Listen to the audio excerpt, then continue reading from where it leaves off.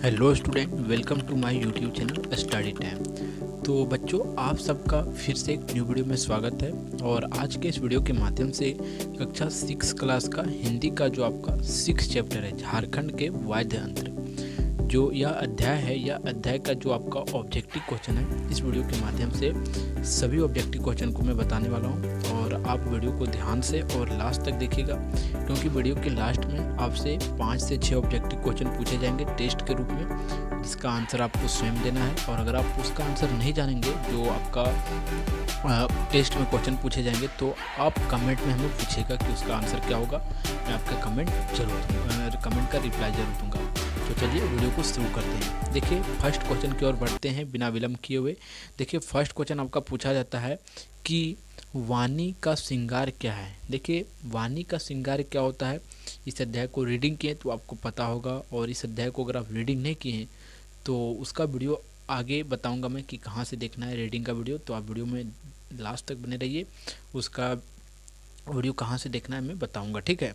कहा जाता है वाणी का श्रृंगार क्या है, संगीत है, ठीक है।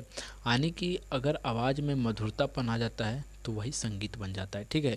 जब उसे अच्छी तरह से लिख कर, या जो मतलब जैसे शब्द है, शब्द को कहीं मिलाकर बनाया जाता है, शब्दों से मिलकर वाक्य बनता है, उसी प्रकार से वाक्य से मिलकर बहुत बड़े बड़े शब्द, मतलब बहुत कुछ उससे भाषाएं बन जाता है। तो उसी प्रकार अगर मैं वाणी में अगर संगीत, सुरीली भाषा आ जाए तो उससे संगीत बन जाता है, ठीक है। आंसर आपका बी होगा। अगला क्वेश्चन आपका कहा जाता है इसमें कि संगीत का सौंदर्य क्या है। संगीत का सौंदर्य देखा जाए तो नृत्य है, ठीक है। आंसर आपका क्या होगा, बी होगा। और नृत्य किसे कहते हैं, नृत्य को इंग्लिश में डांस कहते हैं और हिंदी में नृत्य कहते हैं। अगला थर्ड नंबर का प्रश्न है और पूछा जा रहा है इसमें कि झारखंड में किस कहावत का प्रचलन है। कहा जाता है चलना भी नृत्य है, या झारखंड का कहावत है, ठीक है। आंसर आपका बी होगा। और मैंने आपको बताया था अभी कि अगर आप इसका एक्सप्लेन का रीडिंग का वीडियो अगर आप कहीं से देखना चाहते हैं तो देख सकते हैं, नहीं तो अगर आप हमारे चैनल से देखना चाहते हैं तो इस वीडियो के डिस्क्रिप्शन में उसका लिंक दे दिया जाता है। और थंबनेल पर आपको उसका मतलब वीडियो के पर आपका उसका उस वीडियो का थंबनेल दिख रहा है, आप उसे देखकर जो सो वीडियो के डिस्क्रिप्शन में जाएं, और डिस्क्रिप्शन में जाने के बाद जो सो डिस्क्रिप्शन में जाएं और वहां से वीडियो देख लीजिएगा। और साथ साथ इसका जो आपका सब्जेक्टिव प्रश्न है उसका भी वीडियो का लिंक दिया गया है, आप वहां भी उसे जाकर देख सकते हैं, ठीक है। तो दोनों वीडियो को आप देख लीजिएगा इस वीडियो को देखने के बाद। अगला प्रश्न आता है आपके सामने 4 नंबर का प्रश्न, और इसमें पूछा जा रहा है आपसे कि झारखंड में गायन वादन और नृत्य के बिना क्या असंभव है। जीवन का कल्पना ही करना जो सो झारखंड में असंभव है, सो कहा गया है आपके इस अध्याय के माध्यम से। अगला 5 नंबर का प्रश्न है, कहा जाता है झारखंड के लोग वाद्य यंत्र क्यों बनाते हैं। क्यों बनाते हैं, सुरक्षा और सामाजिक कार्यों के लिए, ठीक है। बी होगा इसका आंसर। अगला है 6 नंबर का, कहा जाता है तंतु वाद्य में आवाज़ कहाँ से निकलती है। कहाँ से, तार और तंत्र से निकलती है, ठीक है। आंसर आपका बी होगा इसका। और अगला 7 नंबर का प्रश्न है और इसमें पूछा जा रहा है कि केंद्रीय किस प्रकार का वाद्य है। केंद्रीय जो है सो किस प्रकार का वाद्य है, तंतु वाद्य है, ठीक है। आंसर आपका ए होगा। अगला 8 नंबर का प्रश्न है और इसमें पूछा जा रहा है आपसे कि बांसुरी किस प्रकार का वाद्य है। वह भी जो सो क्या है, एक सुरीली वाद्य है, ठीक है, सुरीला वाद्य है। यानी कि वाद्य उसे बोला जाता है, बजने वाले यंत्र को वाद्य यंत्र कहते हैं, ठीक है। ये आपको ध्यान में रखना होगा। और 9 नंबर का प्रश्न है, इसमें पूछा जा रहा है आपसे कि शहनाई किस अवसर पर बजाई जाती है। पूजा और विवाह में अगर देखा जाए तो ज़्यादा से ज़्यादा आपको शहनाई बजते हुए देखने को मिलता है, या बजाते हुए देखने को मिलता है, ठीक है। तो आपका आंसर क्या होगा, बी होगा, ठीक है। और अगला आपके सामने 10 नंबर का प्रश्न आता है और इसमें पूछा जा रहा है आपसे कि नगाड़ा बजाने के लिए किसका प्रयोग होता है। चमड़ा और लकड़ी का होता है, ठीक है। और अगर आप हमारा वीडियो यहाँ तक देख लिए तो आप वीडियो को लाइक ज़रूर कर दीजिए, और चैनल पर हमारा नए हैं तो चैनल को सब्सक्राइब करना नहीं भूलिएगा। और इस वीडियो को ज़्यादा से ज़्यादा अपने फ्रेंड तक और सभी पास, सभी ग्रुपों में, जहाँ जहाँ स्कूल का ग्रुप में जुड़े हुए वहाँ ज़रूर शेयर कीजिए।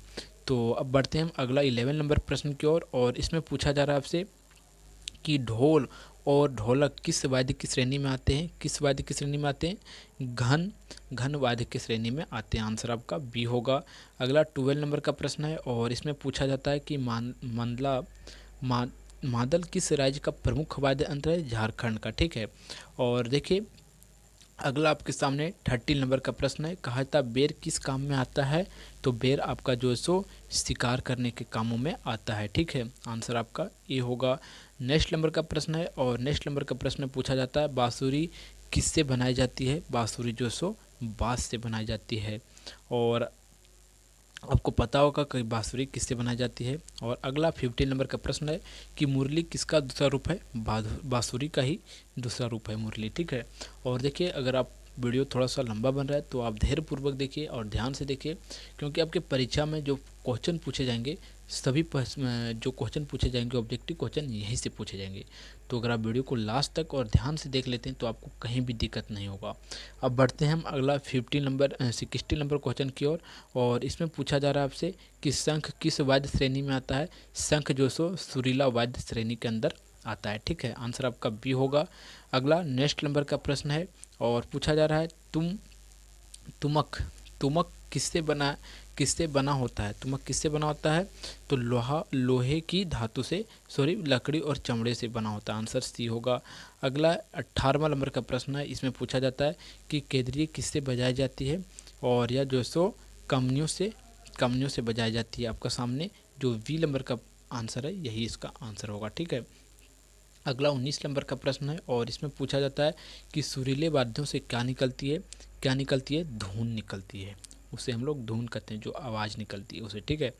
अगला 20 नंबर का प्रश्न है, और इसमें पूछा जा रहा है आपसे कि मोहन बांसुरी में कितनी बांसुरियों की आवाज़ सुनाई पड़ती है? तो कितनी? 2 प्रकार की आवाज़, ठीक है। और यहाँ से आपका 21 नंबर प्रश्न से आपका जो सो शुरू होता है आपका टेस्ट का प्रश्न। जैसे कि मैंने आपको वीडियो के शुरुआत में ही बताया था, तो आपके 5 क्वेश्चन पूछे जाएंगे इस वीडियो के माध्यम से टेस्ट में।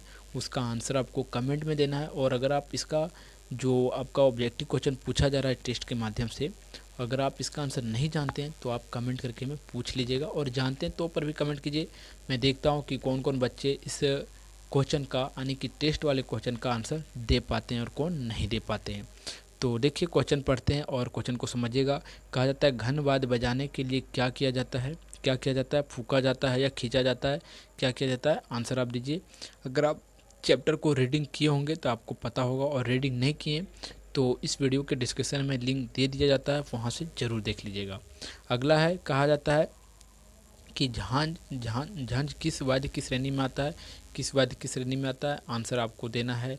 और अगला 23 नंबर का प्रश्न है, कहा जाता है वाद्य यंत्र बनाने में अधिक समय और लगता किस कारण से लगता है?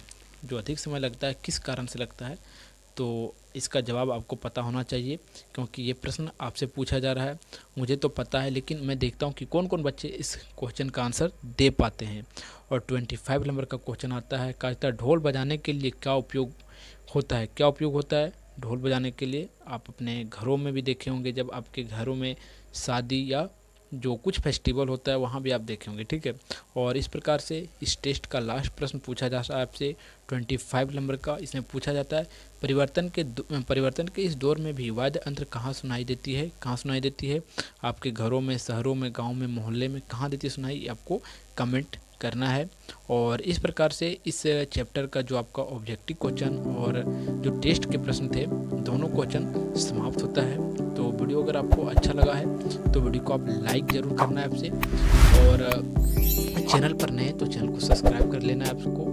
और इस चैनल को इस वीडियो को ज़्यादा से ज़्यादा शेयर कीजिए। तो फिर मिलता है आपको एक नेक्स्ट वीडियो में, तब तक के लिए जय हिंद, जय भारत।